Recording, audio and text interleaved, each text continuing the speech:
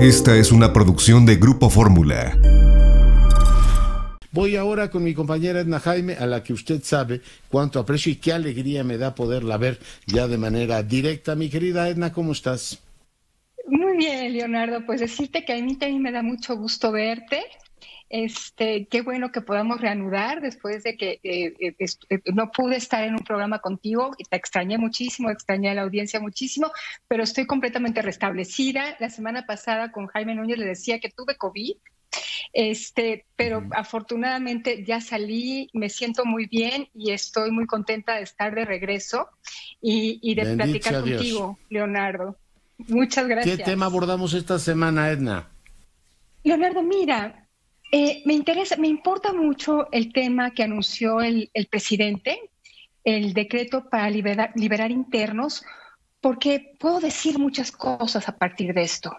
Lo primero que me da mucho gusto, Leonardo, que lamento que haya internos que lleven más de 10 años en prisión, esperando una sentencia.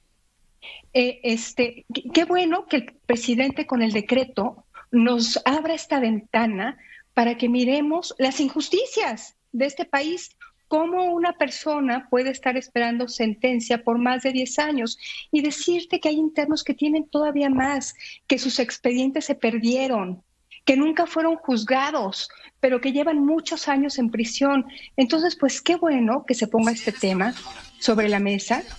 Leonardo, me da gusto que ojalá y que sea efectivo este decreto. La ley de amnistía se atoró, decirte que por esta vía han sido liberados apenas 5 personas. Entonces, ojalá y que esto tenga un camino expedito, que logre salir las personas que no deben estar en prisión porque no se les ha podido probar su culpabilidad en más de 10 años. Esto constituye uno de los supuestos para ser liberado. Otras personas de mayores de 75 años, Leonardo, que hayan cometido delitos no graves, también pueden salir. Personas de más de 65 con alguna enfermedad y los que hayan sido torturados. Este caso me parece clave.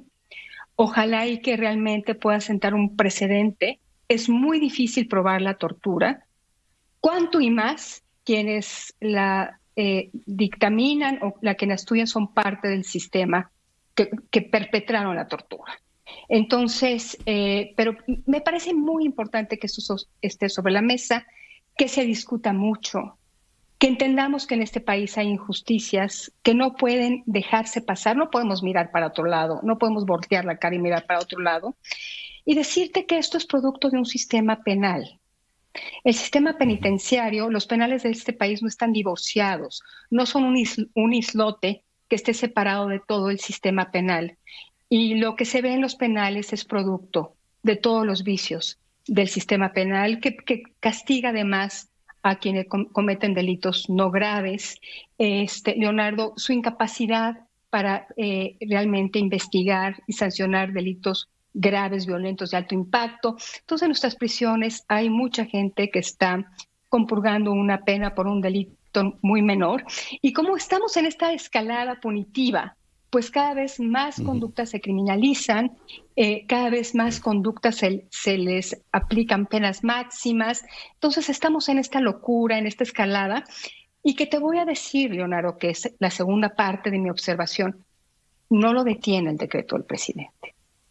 Debo decirte que el decreto del presidente es inconsistente con sus otras acciones. Es como un acto humanitario donde se vela por los derechos humanos cuando el presidente promovió una ley, una reforma al artículo 19 constitucional que amplía el catálogo para la prisión preventiva oficiosa. O sea, para el castigo antes de la investigación. O sea, te castigan de manera anticipada. Entonces, Leonardo, sí me parece que aquí hay una enorme inconsistencia. Por un lado, el presidente va a presentar este decreto, que además se enmarca en la ley de ejecución penal que se publicó hace algunos años, pero por el otro está encarcelando como pocos gobiernos. Decirte que desde que se echó a andar la reforma penal adversarial de juicios orales, la prisión preventiva disminuyó 30%. Es un dato bien importante. Los jueces aplicaban mejores juicios para determinar qué medida cautelar se aplicaba. Estaban considerando alternativas, no solamente la prisión preventiva.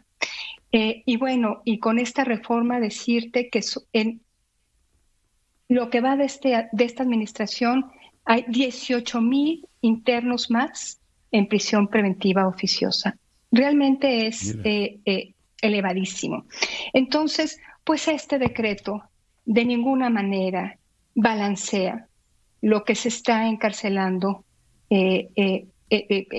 bajo esta administración con esta reforma a la ley.